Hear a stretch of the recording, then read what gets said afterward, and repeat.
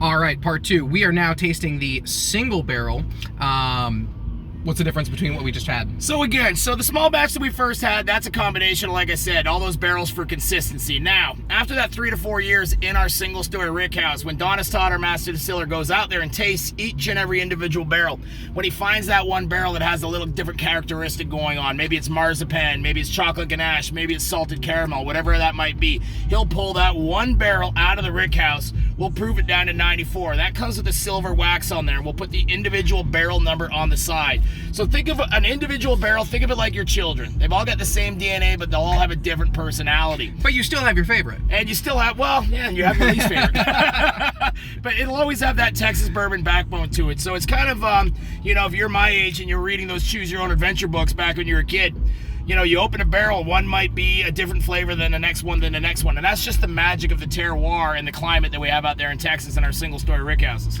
So yeah, single barrel bourbons, they have to come from what? The same year, the same harvest? So that now we're getting into ball and bond. So that's a whole different beast. Yeah, single barrel just means it's from one individual barrel. Then you get a lot of Scotch drinkers confuse that with single malt, which is again from one distillery, but that could be 5,000 barrels you're putting in there. So excellent. It's a very different thing. But yeah, we don't do any bottle and bond. I can get into all that, but I'll let some of the distillers that do that, they can tell you about it. There you go. Now this one, as opposed to what we had the first taste of, this one is smoother. It doesn't have the edges necessarily, which isn't necessarily a bad thing in my mind. I mean, again, I try to not use the word smooth. I mean, that's like saying this tastes like the number 13 in the color purple. I don't know what that means.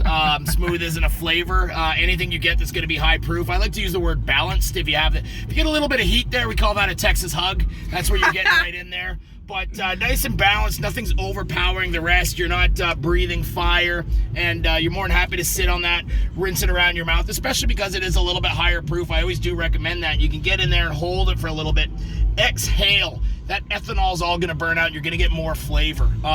Even as well, once we finish all these, leave the glass. Once that dries out the inside of the glass, you're going to get an aroma unlike any one you've had. Because if you put it under your nose right now and you start inhaling it, your brain is telling you that's poison. All that alcohol is trying to go up. Your heart's telling you, shit, give it to me. I want this now. Right.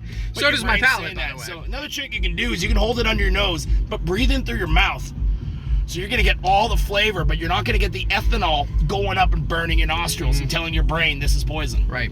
So this is the last one here that we're going to be tasting. This is the Honeydew. That's our Honeydew. So that one came out here in Georgia. They're going nuts for it. So about 8-9 years ago, Nancy Garrison, Dan Garrison, our founder's wife, she's the one that wears the pants in the family.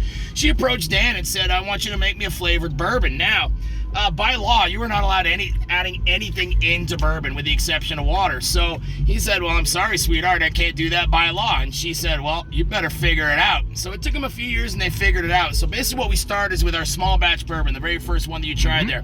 Then we dumped that into, for lack of a better term, a giant, big, above ground redneck stainless steel pool. So it stops having that interaction with the wood. Then we take those barrels while they're still a little bit moist. We cut them up into tiny little cubes and we put them on a vine like you'd see Mardi Gras beads or Brussels sprouts on the stem.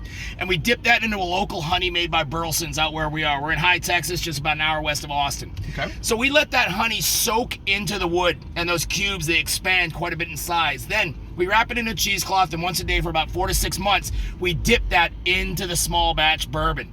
When Donis gets the flavor profile that he likes, we take that out.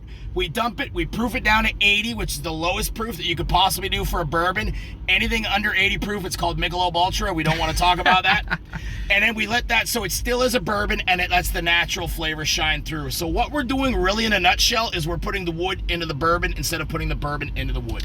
Now, you said that was soaked in honey, not honeydew. So No melons were harmed in the making. Honeydew is honey. I will make it honeydew. Yeah. Fair enough. Yeah. Fair enough. No melons were harmed in the making, as opposed to another YouTube channel that goes, you could really smell the honey. I'm like, what are you talking about? Sorry, you could really smell the melon. Yeah. Like, what are you talking about? But there's no melon in this. No melons It does have a sweeter flavor profile. You definitely do get honey, but it's not abrasive. It's not sweet. You're not sacrificing. And like some of the other like honey whiskeys are viscous and almost desserty. You don't get this with this. This is very much a bourbon with honey flavors, not a honey bourbon. There is malted barley, yeast, there is corn, there is wheat, there's water. That's it. Soaked and a honey soaked. If we were to add 1 drop of honey into there, now we're a flavored whiskey. We're not a bourbon anymore. There so you that's go. why every bourbon is a whiskey, but not every whiskey is a bourbon. There you go. Well, I'm gonna go snap some pics of some product. This is the, in my opinion, kind of best in show of the bourbon of the festival here. Thank you so much, Oh, my Shane. pleasure, It was man. an absolute pleasure. Hey, Again, I love the we AC. I'm digging it. Again, we are in the car just because it's super loud outside and it's nice and cool in here. Do not drink and drive. Absolutely We not. are only in here for the AC. Thank you so much. I'm going to enjoy some more of this festival. Everybody like, follow, subscribe, and come and get some of this really delicious bourbon. Salute. Till next time.